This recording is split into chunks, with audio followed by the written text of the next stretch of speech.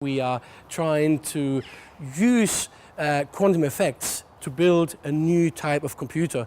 So one of the prime ingredients in a quantum computer is quantum superposition. So quantum superposition means that one atom can be at two different places at the same time.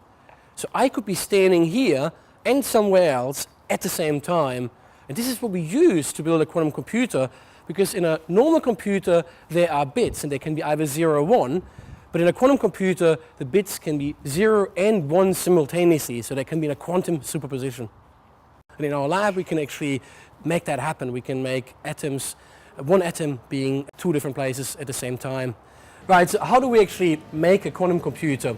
Obviously a lot of electronics, optics, lasers, and a lot of equipment is involved. And what we actually do is we trap individual atoms, in fact ions, which are charged atoms, and we put them inside a vacuum system. So what you can see here is a vacuum system. So what we do then is we have an ion trap, and what an ion trap is basically a set of electrodes, and they emit electric fields. And using these electric fields we can actually hold a single atom in space. And what you can see here is actually right on this monitor, we literally trapping one atom, and this atom is then laser cooled using lasers to nearly absolute zero temperature, so to minus 273 degrees Celsius. And once we've trapped this ion, we then encode information into the ion. And we do that using microwaves, the same microwaves as you, for example, use in your mobile phone or to cook your food, and also lasers. So what you see here is a vacuum system, and around the vacuum systems there's a lot of coils, and you can just see a black tube, and the black tube enter the window, and just behind the window this is where the ions are being trapped, and these ions are then entangled using microwaves in very, very strong magnetic fields. So over here we've got the ion trap, the vacuum chamber containing the ion trap, and over here we've got all the lasers, and everything you see in between is to guide the lasers and shape them before they go into the ion trap. Everything here might seem randomly placed, but actually it's aligned to within the fraction of a human hair. And the reason everything has to be so accurately aligned is because we want the frequency or the colour of the laser to be extremely specific, otherwise it just simply won't work. You can't see the laser beams unless you obstruct them in some way. So if I put this bit of paper here, you can see this is the beam coming out of this laser here, and it just comes out of this hole. Then you can follow it along.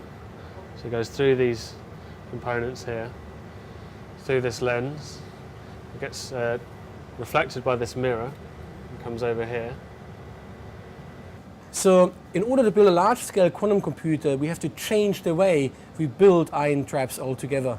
What we do here at Sussex is to develop microchips which then incorporate the actual ion trap. And these microchips actually feature multiple electrodes, and these electrodes are there to confine not just one ion, but now many, many ions, tens, hundreds of thousands of ions.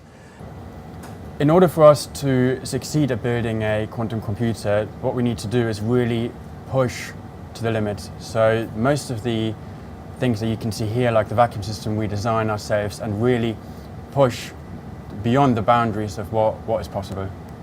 Quantum computers will change our lives entirely. It will allow us new opportunities to understand nature. It will provide applications beyond belief and beyond what we can imagine right now, but they're unbelievably difficult to build, and so literally for 10, 20, 30 years we will have to work extremely hard to make these things work.